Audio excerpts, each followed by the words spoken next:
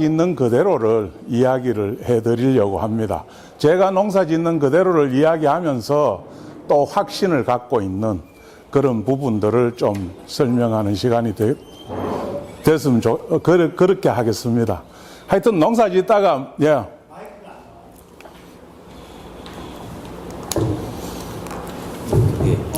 예, 예. 아, 이제. 예, 뭐, 어쨌든, 뭐, 그렇게, 하여튼 뭐, 다들 소중한 시간에 이렇게 모였으니까 조금 제 농사 짓는 말씀을 들어보시고 조금, 본인들 영농에 조금 영감을 가지시는 그런 시간이 됐으면 좋겠습니다. 예. 이제 순서는 생육 단계별로 갑니다. 생육 단계별로. 뭐, 봄 전정부터 수확까지. 그렇게 제가 하고 있는 방법에 대해서 설명드리도록 하겠습니다. 예, 저는 이제 그 가수원이 농수산대 졸업한 우리 이제 아들이 올해 5년 차입니다. 농사 5년 차인데 둘이서 같이 농사를 짓고 있습니다. 그래서 이제 농사가 한 뭐 2배 정도 키웠는데 이제 어느 정도 양이 되고 이렇게 됐습니다. 근데 이제 둘이서 농사 짓는다고 이제 가수원 재배 면적을 2배로 키우니까 일을 서로 반반씩 정도 해야 되는데 제가 한 7, 80% 하는 것 같아요. 제가 한 7, 80%. 가장 안 되는 거는 뭐냐면은 뭐 이제 이렇게 하루에 뭐 작업을 시작하고 일하고 하루를 견디고 이런 건 굉장히 잘하는데 뭐 준비 작업, 단돌이 이런 거에 대해서 전혀 생각이 없기 때문에 그런 부분이 조금 좀 약하지 않는가. 어쨌든 뭐 열심히 하고 있습니다. 저는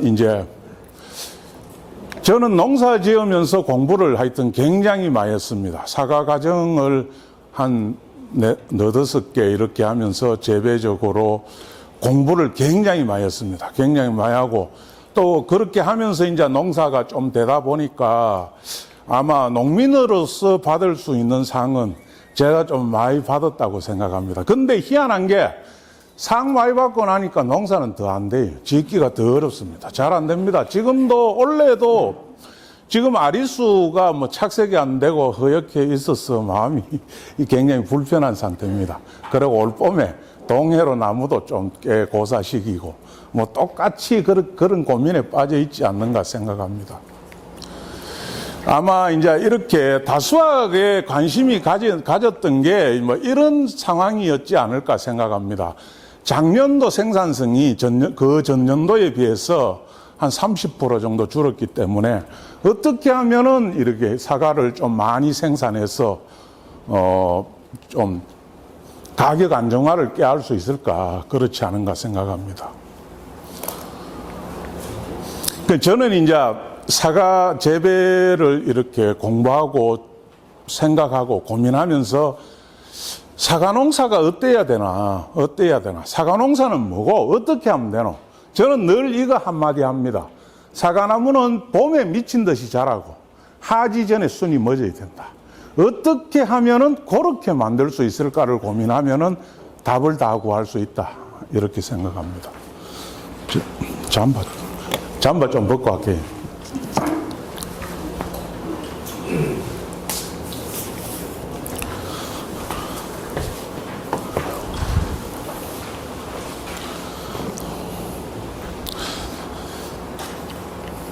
예, 그럼 이제 어떻게 해야 되노? 전정부터 이제 이렇게 갑니다. 봄에 미친 듯이 자라고 하지 전에 순이 멎어야 된다. 저는 사과 재배적으로 이야기하려면 그 말을 얼마나 잘 이해하느냐에 따라서 농사가 정해질 수 있다. 그렇게 생각합니다. 예, 전정입니다. 전정은 뭐 어쨌든 우리가 행하는 전정이 어떠냐에 따라서 굉장히 많이 달라집니다. 이런 교과서적인 원칙입니다. 교과서적인 원칙. 사과나무는 CN율, TR율, 그리고 뭐 정부 우세성을 잘 이해하고 또 리코메 법칙. 리코메 법칙은 이제 단순한 논리입니다. 사과나무는 설수록 강해지고 누우면 누울수록 약해진다. 서면 영양생장, 누우면 생식생장. 그렇게 이해하시면 되겠습니다. 이런 원칙을 갖고 이제 제가 생각하는 전정, 뭐 이렇게 표현할 수 있습니다. 겨울에 아니면은 오늘 점심 때 옆 사람이 뭐 전쟁 시즌이면 특히 더 그렇겠죠. 어떤 분이 이제 질문을 합니다. 전쟁 어떻게 하면 되노? 전지는 왜 하면 되노?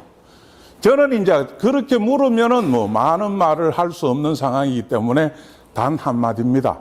전쟁은 굵은 가지 솎아내는 게 전쟁이다. 굵은 가지 솎아내는 것. 단, 나무 힘에 대할 수 있는 찻가수는 확보한 상태에서 이 나무, 전쟁하기 전에 이 나무의 찻가수를 몇 개 갖고 갈 것인가를 예측을 하고 그걸 솎아내는 것. 근데 이제 최근에는 선진국에도 목표 찻가수 대비 꽂는 수를 그렇게 많이 두지 않습니다. 한 10% 정도만 더 있으면 충분하다는 거죠. 꽃을 많이 피우면은 양분 소모가 너무나 많기 때문에 많이 되지 않습니다.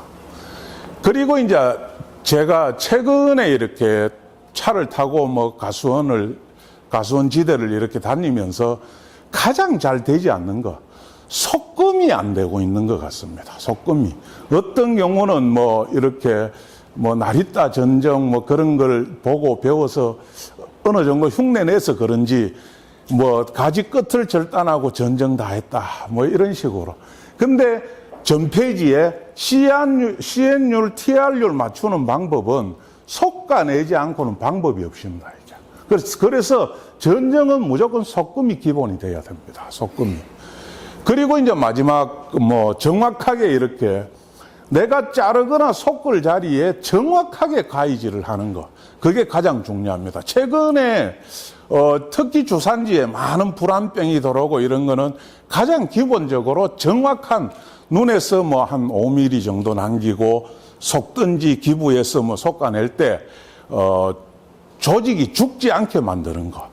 불안병은 죽은 조직을 따라 들어오기 때문에 그런 전쟁 습관은 잘 바꾸기가 어렵습니다. 할 때 습관을 잘 들이지 못하면은. 예. 그렇게 전쟁은 저는 이렇게 정의하고 있습니다. 14년차 홍론대 전쟁 전후의 그림입니다. 전쟁 전후.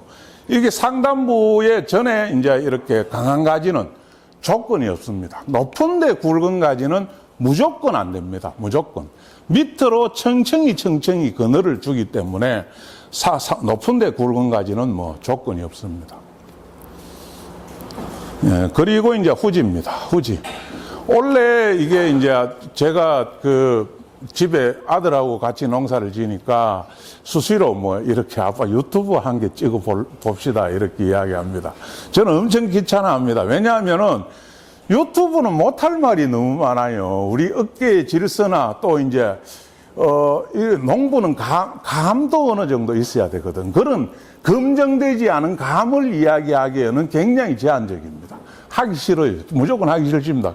근데 이제 그때 이제 이렇게 전쟁 전후에 사진을 행하는 모습도 있습니다만은 뭐 이렇게 찍은 사진입니다. 이렇게 후지가 제가 전쟁 후에 이렇게 그림인데 얼핏 보면은 굉장히 너무 많이 잘라내지 않았는가 싶지만 지금은 가가 보시면은 사과가 굉장히 많이 달려 있습니다. 제가 이 나무의 찻가수 대비 꽃눈 수를 적게 남길 리는 없고 가장 젊은 가지에 좋은 꽃눈을 엄선해서 남겼습니다.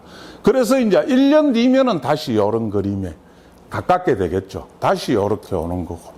그게 전쟁은 그런 기준으로 하고 있습니다. 그리고 이제 제가 하고 있는 여러 가지 수영을 조금 좀 전쟁 파트에서 소개를 해야 되지 않을까 생각합니다. 제가 2열 가수원이 한 개 있는데 지금 아리수입니다. 아리수. 4년 차인데, 우리 아리수의 특성상 이렇게 나무가 좀 엉성합니다. 그죠? 다른 품종보다도 엉성하고 해서 수확량이 적습니다. 그걸 수확량을 좀 극복하고자 그렇게 했던데, 어쨌든 이게 어떤 전문가든 2열은 권하지 않거든요. 저도 작업해보니까 원래 4년 차인데 굉장히 조잡합니다. 조잡해. 근데 혹시 2열을 생각하신다면은 저는 아리수 정도는 해가 이제 이렇게 9월 초에 수확하니까 높은 데 있을 때 착색이나 수확을 할 수 있으니까 그늘지는 거를 조금 최소화시킬 수 있다. 그리고 이제 아리수는 탄저에 비교적 강하니까 방제에도 조금 이렇게 유리함을 줄 수 있으니까 아리수 정도는 했는데 막상 해보니까 별로 재미없습니다. 예, 별로 재미없으니. 그리고 이제 이축입니다. 이축 같은 경우는 이축의 조건 이런 거는 앞에서 박강규 마이스터님이 잘 설명했기 때문에 저도 이제 이축이 5년 차고 그렇습니다. 물론, 올해 봄에 또 식재를 또 했습니다. 했는 부분도 있고 하기 때문에 2열. 그리고 이제 내년에 식재할 때는 저는 싱글구 요소로 그렇게 하려고 마음먹고 있습니다. 이건 외국의 사례인데 지금은 우리나라에서도 충분히 더 좋은 수형이 이렇게 그림들이 나오고 있기 때문에 참고하시기 바랍니다. 그리고 이제 미세살수입니다. 미세살수. 근데 미세살수가 이게 생육 단계별로 이야기하는데 어떻게 미세살수가 여기서 툭 튀어나오노? 재농사를 이야기하는데 미세살수가 빠져서는 되지 않습니다. 전정 후에 이제 미세살수를 이제 저는 많이 활용하고 있습니다. 많이. 어쨌든 고급 농사를 짓는다고 생각하신다면은 미세살수가 굉장히 도움이 됩니다. 저희 가수원은 하천가의 가수원이고 비교적 낮기 때문에 서리의 영향을 굉장히 많이 봅니다. 서리의 영향을. 그래서 이제 미세살수를 이용해서 꽃눈을 최대한 보호하죠. 특히 꽃눈 안에 꽃 안에 들었는 암수를 5개 그대로 잘 보호하는 역할을 해야 됩니다. 그리고 이제 좋은 사과 만드는 방법은 굵은 사과 만드는 방법은 정례적화 이상은 없거든요. 근데 정례적화를 좀 안정적으로 하기 위해서는 꽃이 상하지 않아야 될 거 아닙니까? 그래서 미세살수가 필요하다. 이렇게 생각합니다. 그래서 이제 정령과 생산이 되는 거고, 암술이 상하지 않고 다 수분이 될 때 정령가가 되는 거 아닙니까? 그죠? 예. 그리고 이제 적과 시전에 좀 인력 부족 현상을 좀 줄일 수 있다. 그렇게 봅니다. 먼저 이제 미세살수는 봄서리 예방이 첫째입니다. 봄서리 예방이. 저는 이제 이게 오래전부터 20년이 넘었습니다. 미세살수를 이용해서 꽃눈을 보호하는 농사를 했는 게 오래됐지만, 처음에는 발아기 때부터 이렇게 미세살수를 털어봤습니다. 근데 우리가 이제 발아대는 어린 연약한 잎이 설이 맞으면은 막 잎이 꼬이고 비대칭으로 돌아가고 이렇게 되는 현상을 막기 위해서 해봤던데, 조금 이게 영하 5도 이하로 떨어질 때는 약간 불가항력인 더 피해를 가중시키는 경향이 있습니다. 미세살수를 너무 많이 털면은 잎이 자꾸 얼었다 녹으면서 열을 많이 뺏어갑니다. 그리고 굉장히 연해지는 효과가 나거든요. 그래서 이게 이까지 보호하는 거는 좀 어렵지 않을까 생각을 하면서 좋다. 꽃눈만큼은 보호해야 되겠다라고 생각하면서 이제 그 꽃눈은 만개 열흘 전부터 이렇게 합니다. 우리가 보통 통상적으로 만개는 언제 됩니까? 발아되고 나서 3주면은 만개가 되거든요. 일반적으로. 발아가 시작되는 시점부터 3주 후에 만개가 됩니다. 전에서 이렇게 작업을 하다가 보면은 원래 만개는 며칠 정도 되겠다. 저도 영천신령이 후지 기준으로 4월 20일입니다. 4월 20일. 근데 올해는 4월 15일, 작년에는 4월 13일 이렇게 만개가 됐어요. 만개가 되는 그 기준이 아니라 원래 내가 예측하는 기준입니다. 만개를 예측하는 기준으로 열흘 전부터 이제 서리가 오면은 미세살수를 가동합니다. 서리는 이제 가수원 온도가 3도 이하일 때 옵니다. 3도 이하일 때. 그걸 이제 3도 이하를 어떻게 예측하느냐. 일단 기본적으로 일기예보, 요즘 어플이 많지 않습니까? 그죠? 우리 지역에 내일 아침 최저 기온이 몇 도라면은 현장에서 가수원 온도는 최저 기온보다 한 2도 정도 더 낮다고 보시면 됩니다. 2도 정도 더 떨어진다. 그럼 내일 아침 최저 기온이 5도라면은 조금 긴장해야 됩니다. 반대로 한 7도 되면은 뭐 잊어버리고 다리 쭉 펴고 아침까지 자면 되죠.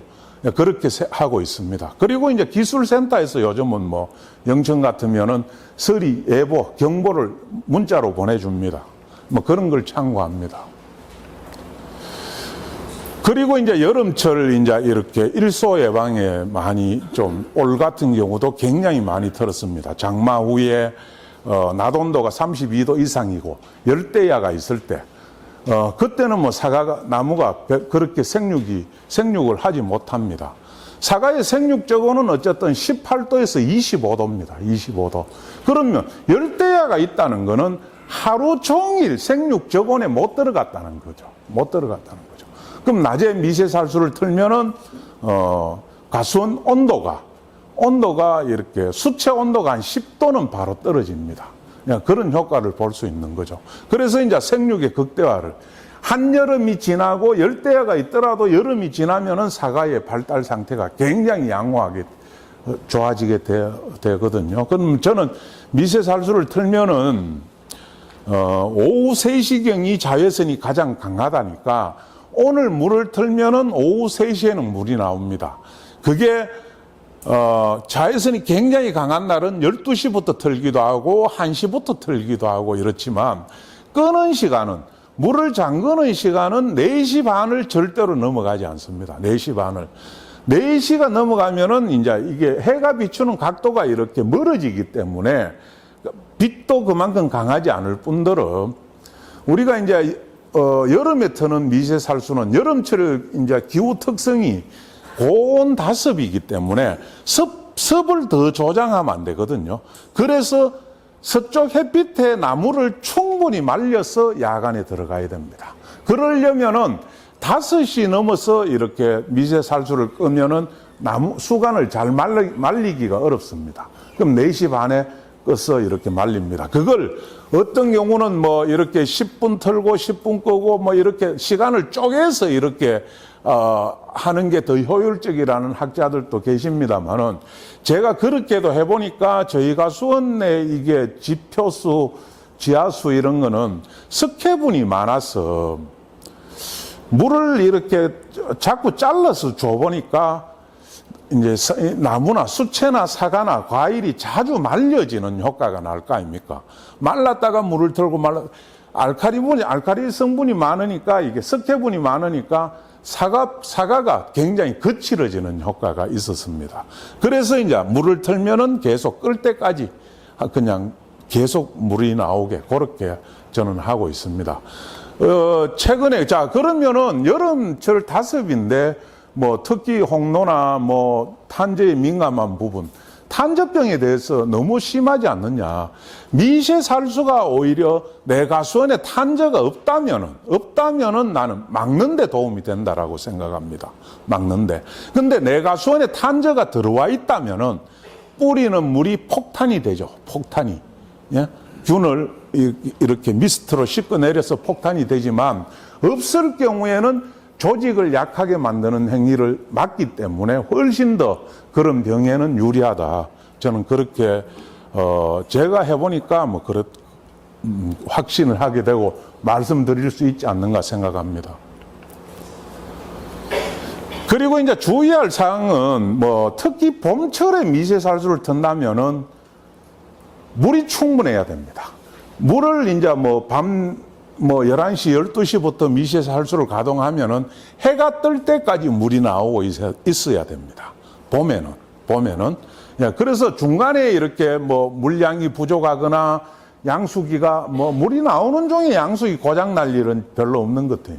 나오는 중에. 뭐 어쨌든, 중간에 물이 떨어지지 않게끔 충분한 물량을 확보해야 된다. 그렇게 생각합니다. 그리고 이제 저걸 설치해 놓고, 미세살수를 설치해 놓고 이제, 봄일에 힘들어서 새벽에 못 일어났다. 이 좀 안타까운 현실이죠. 그렇게 안 됐으면 좋겠습니다.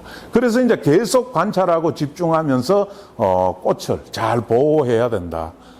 저는 미세살수를 그렇게 활용하고 있습니다. 하여튼 우리 지역에 우리 면이나 인근 면에는 서리가 올 때는 제가 전화를 다 합니다. 문자부터 보냅니다. 저녁에. 내일 아침에 서리가 예상되니 전화기를 머리맡에 두세요. 이렇게 문자를 보내고 전화를 다 돌립니다. 그렇게 해서 관리하고 있습니다. 자, 그래서 이제 미세살수를 하고 저렇게 해서 이제 정례적화를 이제 합니다. 저는 이제 이 정례적화가 좋은 사과를 만드는 데는, 굵은 사과를 만드는 데는 정례적화 이상이 없습니다. 정례적화 이상이. 예. 공감하십니까? 예. 그래서 빠르면 빠를수록 나무의 에너지 소모량이 줄어든다는 거죠. 그리고 아까 봄에 왕성하게 나무가 자라고 하지 전에 멎어야 된다고 했는데, 그럼 봄에 꽃을 따서 나무를 가볍게 하면은 순이 굉장히 잘 자랍니다. 일찍 잘 자라면 멎을 때 잘 멎습니다. 멎을 때. 일찍 멎는다는 거죠. 일찍 멎어서 잘 관리되면은 좋은 꽃눈으로 분할해서 내년에 가장 좋은 꽃눈으로 농사를 시작할 수 있는 거죠. 그렇게 이제 뭐 이렇게, 홍로 같으면은 뭐 액화, 발아기 때 이제 요 정화랑 사오는 액화 한 2개, 3개, 그리고 위에 눈, 밑에 눈 밉니다. 그러면서 이제 정례했던 그 사진이고 뭐 이렇게 지나가고 있습니다. 상세한 사진이 또 나옵니다. 예. 우리가 이제 그 해글이 우리 이제 고급 뭐 농사 수준이 고수다 아니다. 예, 보는 게 해거리 없이 농사 짓는 게 고수 아닙니까? 그죠? 해거리 없이. 안 그렇습니까? 그래서 이제 어쨌든 정례적화를 하면은 해거리를 가장 많이 막을 수 있다. 해거리는 종자에 이제 결실이 많이 되면은 결실이 되면은 종자에서 이게 지베렐린이 생성됩니다. 지베렐린은 뭡니까? 생장 호르몬이잖아. 생식 생장을 저해한다는 거죠. 결실을 적게 시키는 거. 이제 거기에 굉장히 기인한다고 볼 수 있죠.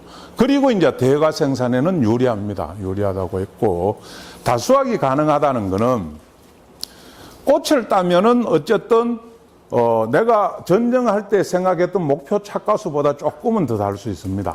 착가 숫자는 그렇지만 그 나무의 생산량을 무게로 본다면은 훨씬 더 많이 이득을 볼 수 있다는 거죠. 그리고 이제 저는 정화의 중심화를 남기고 척화는 이제 손으로 인력 정례적화를 합니다.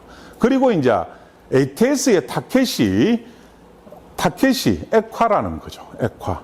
그러면은 우리가 정화의 척화가 타켓이 된다면은 적화제가 효과가 떨어지든지 좋다면은 중심화가 닫힐 수 있는 거죠. 저는 적화제의 이렇게 사용 기준이 내가 달아야 될 사과는 다치지 않는 범위 안에서 사용해야 된다고 생각합니다. 내가 달아야 될 사과는 다치지 않는. 자, 그러면 적화제의 타켓이 액화가 될 때는 중심화가 만개하고 5일 이상 후에, 5일에서 일주일 후에 액화가 피니까 그때 ATS를 치니까 정화의 중심화는 무조건 안전합니다. 무조건. 예. 저는 그렇게 활용하고 있습니다. 예, 정례적화를 뭐 했는 전체적인 그림입니다. 이 보시면은 뭐 어쨌든 1차 적화가 끝났습니다. 1차 적화가. 힘을 몰아주니까 꽃잎이 굉장히 커져 있는 상태고, 뭐 그러니까 당연히, 예, 좋다고 봅니다. 그 다음 이제 결실 관리입니다. 결실 관리.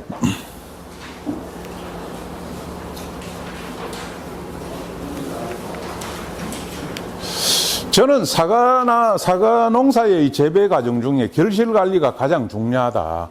결실 안 돼가지고 사과 안 달리면은 무슨 의미가 있노? 사과나무라 할 수 없다는 거죠. 사과나무라.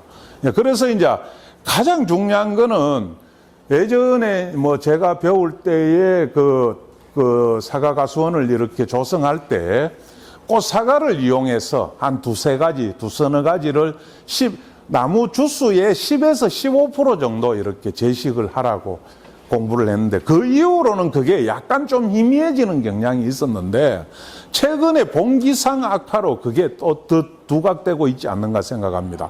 저는 개인적으로 지금 가수원을 개원하면은 꽃사과를 10 내지 15% 정도 주수만큼 그만큼 넣을 겁니다. 꽃사과 관리가 꽃 전정할 때 하지 않고 꽃을 다 피우고 나서 결실이 되고 이제 좀 여유가 있을 때 전정가위로 이렇게 전정 겸 적과 겸 합니다. 그러면은 나무가 한 7, 8년 돼도 한 나무 하는데 한 2분 정도밖에 걸리지 않아요. 시간을 그렇게 많이 잡아먹지 않습니다. 그리고 이제 어떤 분들은 또 이렇게 하죠. 나는 후지 가수원에 뭐 다른 품종을 한 줄 내지 두 줄 아니면은 섞어서 이렇게 하시겠다. 그렇다면은 이제 이렇게 유전자표를 이렇게 넣어놨는데 이 좀 성이 다른 거를 성과 이름이 다른 품종을 선택하면 되지 않을까. 뭐 통상적으로 이렇게 하는 방법은 여러 가지로 좀 조잡한 면이 있어요. 수확기나 또 방제 작업을 할 때. 이제 그런 게 같은 쪽으로 가면 되지 않는가 생각합니다. 그리고 이제 벌이나 뭐 이게 이제 우리가 호박벌 뭐 이런 것도 충분히 결실에 관해서는 충분히 최선을 다해야 된다. 불과 5일입니다. 그 나무에 정화의 중심화가 아래쪽부터 이렇게 피기 시작합니다. 위로 펴 올라가는데 그 나무의 정화의 중심화가 100% 피는 데는 약 한 일주일 소요됩니다. 그렇다면은 앞뒤로 하루는 버리고 앞뒤로 한 몇 개 피는 날은 버리고 한 5일 정도는 결실에 최선을 다해야 된다는 거죠. 결실에. 그게 이제 그렇게 하고 또 인공수분도 이렇게 합니다. 인공수분은 5일 동안 이제 결실 관리에 최선을 다해야 된다고 했지 않습니까? 매일 한 번은 그 나무에 인공수분을 하러 갑니다. 그럼 사과의 수분은 개화 직전부터 갓 피어난 상태가 수분율이 가장 좋다니까 꽃이 갓 피는 상태를 놓치지 않는다는 거죠. 매일 가더라도 펴있는 꽃을 다 하는 게 아니라 갓 피어난 상태의 꽃에만 인공수분을 하니까 시간이 그렇게 많이 걸리지 않습니다. 예, 그래서 이제 시각악찬 정령가를 만드는데 최선을 다해야 된다는 거죠. 예, 그 다음 적과입니다. 제가 이래 말씀하면 되겠습니까? 좀 공감이 됩니까? 예, 다음 적과인데 이 적과는 이제 사과 5개 붙은 걸 하나 남기고 만드는 적과가 아니고 지금 행해지거나 아니면 6월달, 7월달에 많이 해야 되는 2차 적과를 이야기합니다. 2차 적과. 1차 적과가 아닌 2차 적과를 이야기합니다. 어쨌든 2차 적과는 나무 수세를 고려해야 됩니다. 우리가 사과 농민들이 공통적으로 뭐 이렇게 배우고 하신 분들은 다 아시겠지만 5월달 이후 6월부터는 질소 시비는 이게 무조건 안 되는 겁니다. 무조건. 그죠? 위험할 수 있죠. 무조건 안 되는데 나무 세력은 사과를 따서 맞춰야 됩니다. 세력이 떨어지면 그 이후에는 사과를 따서. 그리고 가다 착과는 당연히 해거리에 영향이 있는 거죠. 제가 원래 아마 7월 달에 적과 해낸 게 상자로 담았으면은 한 800상자 정도 됐지 싶어요. 고랑이 복잡을 정도로 따내놨습니다. 어쨌든 2차 적과입니다. 그리고 이제 정화 위주의 적과가 중요합니다. 정화 위주의. 그럼 정화가 여러분들 보시면은 이 사과가 정화인지 액화인지 다들 구분을 할 수 있습니까? 이 사과가 정화인지 액화인지 구분할 수 있냐고. 지금 나무에서 사과를 보면은. 예? 표시가 납니까? 예, 그러니까 이제 전정을 해봐야 이게 정화인지 액화인지 확실히 알 수 있다는 거지. 그러면 반드시 전정할 때, 우리가 전정할 때도 110%를 남긴다고 했잖아. 사과를. 그죠? 거기다가 액화를 더 플러스 시키면은 양이 얼마겠습니까? 예. 그래서 적과가 굉장히, 좀 생각보다는 쉽지 않다는 거죠.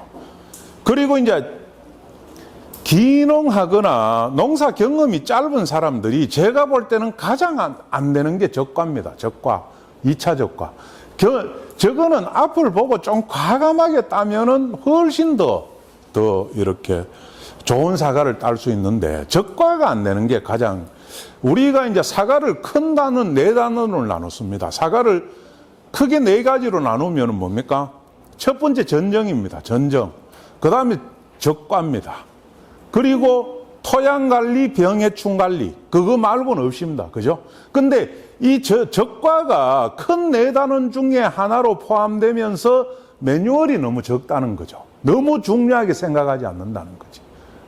그래서 이제 적과가 굉장히 저는 중요하다.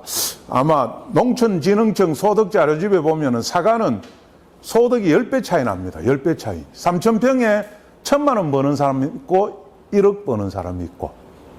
주변에 보면은 그렇지 않습니까? 근데 그게 나는 많은 부분이 적과의 주인의 인건비가 거기에 들어가 있는 게 아닌가 생각합니다. 일찍 어쨌든 적과를 하면은 이게 종으로, 요가기 때는 종으로 많이 자라니까 고가 높아지는, 즉 무게가 많이 나가는 사과가 될 수 있습니다. 그리고 이제 하계전정입니다. 하계전정.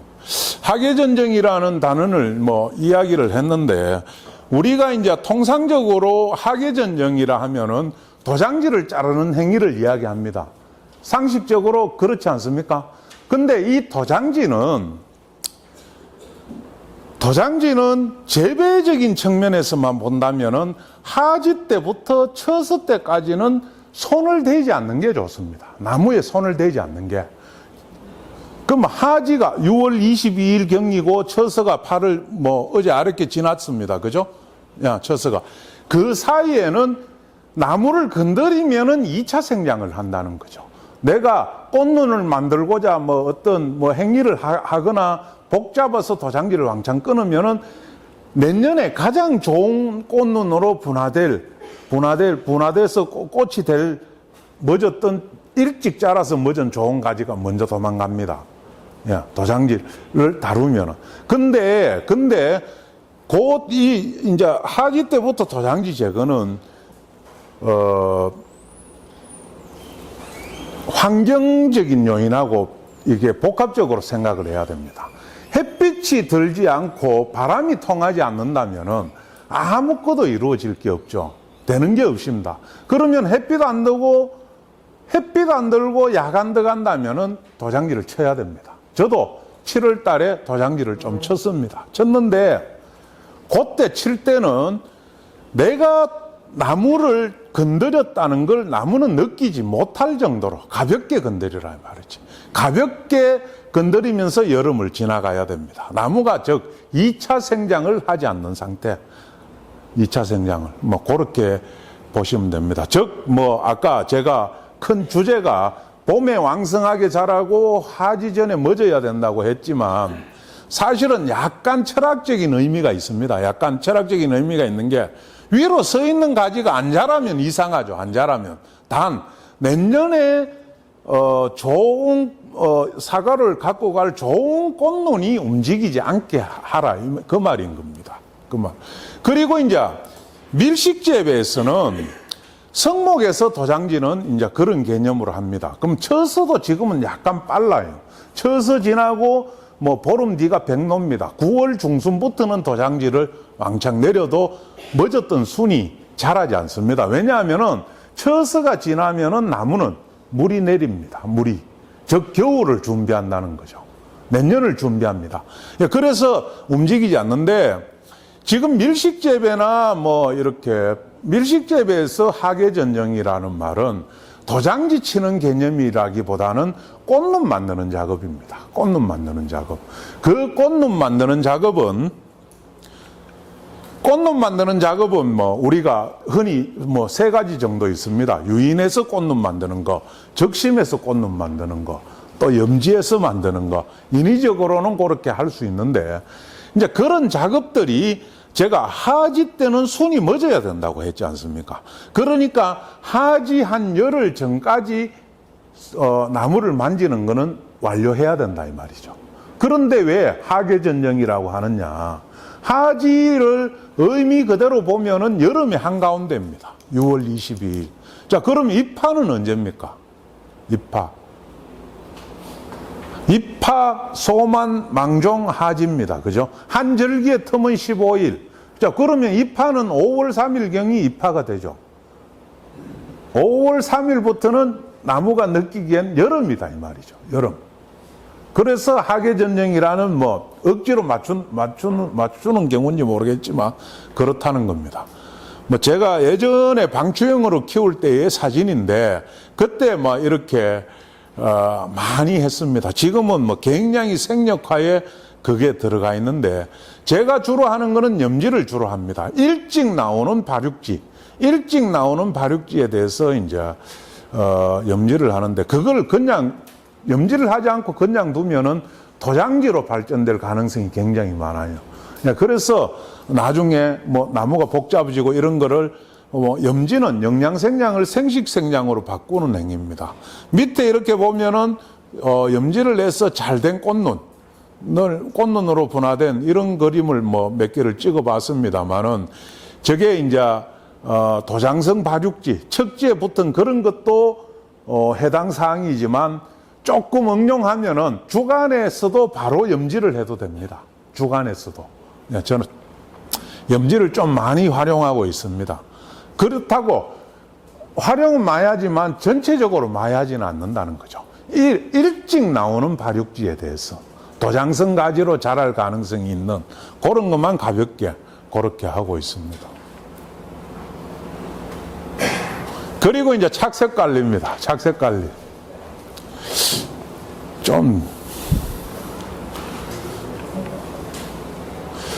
저는 이제 사과를 농사 지으면서 이제 그런 생각을 늘 해봤습니다. 저는 좋은 사과나무를 이렇게 만지는 사람이지, 사과는 이제 좋은 나무만 되면은 그 따라온다는 거죠. 건강한 나무, 좋은 나무만 되면은 사과는 저절로 따라온다. 근데 저 사과는 나무를 만지는 도구가 돼야 된다. 나무를 만지는 도구. 뭐 그렇게 볼 수 있습니다. 착색 관리는 별도로 특별히 하는 게 없습니다. 하는 게 없는데, 우선 하지 전에 순이 잘 멎으면은 착색이 잘 되는 조건이 될 수 있죠. 나무 입장에서.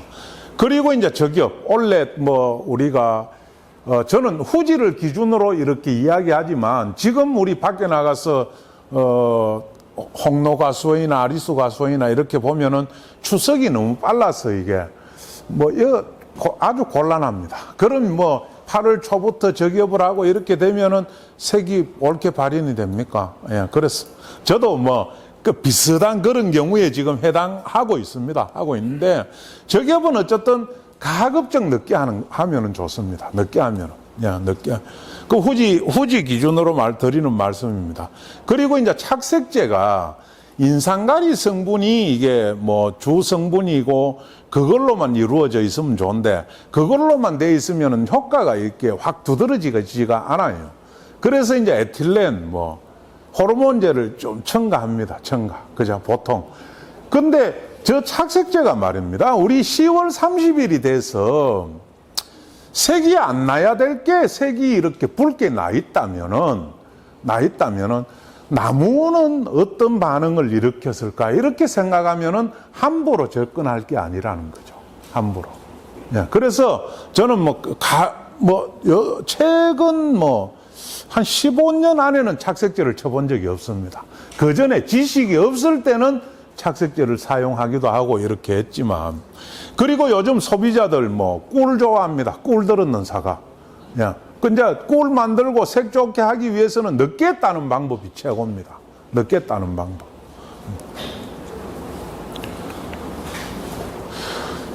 제가 이제 해마다 나무가 저렇게 되는데 저게 생산성의 극대화는 되는지 안 되는지 전 잘 모르겠습니다. 수확량은 그렇게 많지 않아요. 그렇지만 감히 자신 있게 드릴 수 있는 말은 후지 수확기 때 단풍이 들거나 단풍기가 없다면 강하다고 읽어야 됩니다. 시비를 좀 안 하거나 줄이거나 조절해야 된다는 거죠. 조절.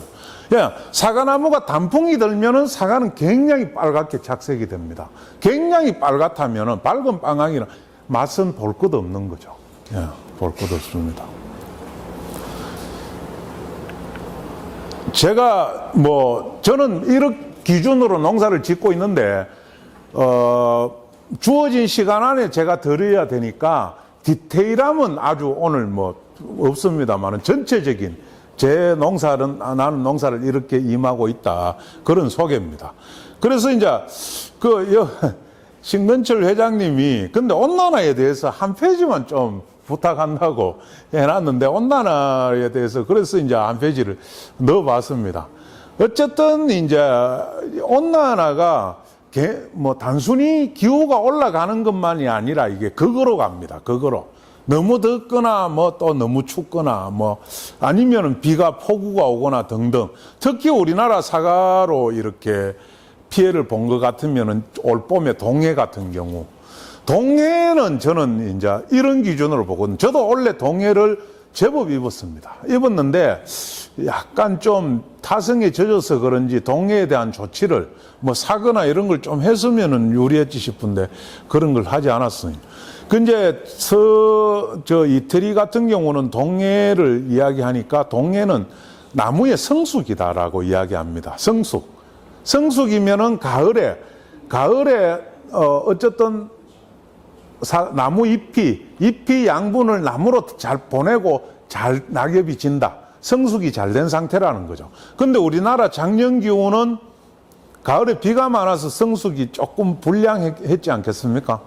어쨌든 성숙된 상태에서 동해가 나타나는 유형은 두 가지입니다. 두 가지. 우리나라 겨울 기온의 특성상 건조 피해가 1번이고 그러고 이제 물이 오를 때 온도 편차로 나타나는 온도 편차로 터지거나 조직이 괴사되는 아마 원래 나온 현상은 2월 달에 따뜻해서 봄인 줄 알고 물이 오르다가 3월 달에 괴롭힘을 당해서 죽은 두 번째 경우가 아닌가 생각합니다. 원래 나타났던 동해는 우리가 신문지를 사거나 수성 페인트칠 조금 그렇지만 보온재를 감쌌다면은 조금 많이 막아설 수 있는 동해의 요인이 아닌가 저는 그렇게 생각합니다. 불안병은 글쎄 온난화하고 연관이 있을지는 모르겠습니다만은 최근에 많아서 적어놔 봤습니다. 최근에 많아서. 그리고 이제 환경이 좀 점점 더 안 좋아지는 것 같아요. 안 좋아지는 것 같아. 자재비가 엄청 비쌉니다. 다 비싸. 사과를 농사를 짓기 위해서 내가 필요한 걸 살 때는 다 비쌉니다. 다 비싸요. 그리고 이제 인력난이라기보다는 인건비가 너무 자꾸 올라갑니다. 인건비. 그리고 이제 고령화. 연세가 다들 너무 많으시고 젊은 피가 유입이 별로 되지 잘 안 됩니다. 농촌 현실이 그런 것 같습니다. 예. 그리고 이제 흉년이나 풍년에 따른 소득이 예측이 안 되죠. 예측이. 작년에 저도 엄청 벌었습니다. 엄청 벌었는데 올해는 또 어떨지 모르겠습니다. 불안해요. 불안. 예. 그리고 사과가 조금 흉년 졌다니까 정부에서는 수익합니다. 수익할 때마다 뜨끔뜨끔합니다, 이게. 예? 내 좀 재미 더 보고 수입해야 되는데 어쨌든 그런 게 지금은 그런 것도 도움이 별로 되지 않는다는 거죠. 그리고 온난화 같은 경우도 우리가 나쁘게만 해석할 게 아니라 아까 오전 시간에 몇 년 후에는 전부 사과가 안 된다 이렇게 하는데 정말 그럴까 내가 이렇게 한번 생각을 해봤습니다. 온난화가 일단 더위에 견딜 수 있는 품종을 개발한 상태에서 요즘 좋아하잖아요. 스마트팜 약간만 가미시키면 충분히 저는 극복할 수 있지 않을까 생각합니다. 예. 앞으로 내 아들 세대도 그 근처에서 농사를 지어야 되지 싶은데 좀 그까지는 좀 됐으면 좋지 않을까. 예. 그리고 이제 저는 전체적인 농사는 타이밍 사업입니다. 타이밍을 알기 위한 집중력이라는 거죠. 농사 이렇게 보면은 농사 잘 짓는 사람 집에 가면은 농사 별로 바빠 보이지 않습니다. 늘 깔끔해요. 집이나 사람이나. 반대로 농사 못 짓는 집에 가면은 늘 바쁩니다. 별로 안 깔끔해요. 창고나 농장이나 등등. 그래서 이제 때 맞춰서 해야 된다. 저기 이제 작은 비행기를 제가 넣어놨는 거는, 우리 비행기 탈락하면은 왜 해야 됩니까? 한두 시간 전에 공항에 가서 단도리해가 타야 될 거 아닙니까? 날아가는 비행기 못 탑니다. 탈 수 있을지 굉장히 어렵죠. 그게 그렇다는 거죠. 우리 생육이 단계별로 이렇게 진행될 때 기다렸다가 하자는 거죠. 기다렸다가. 그래야 쉽다. 뭐 그렇게 이해하시면 되겠습니다.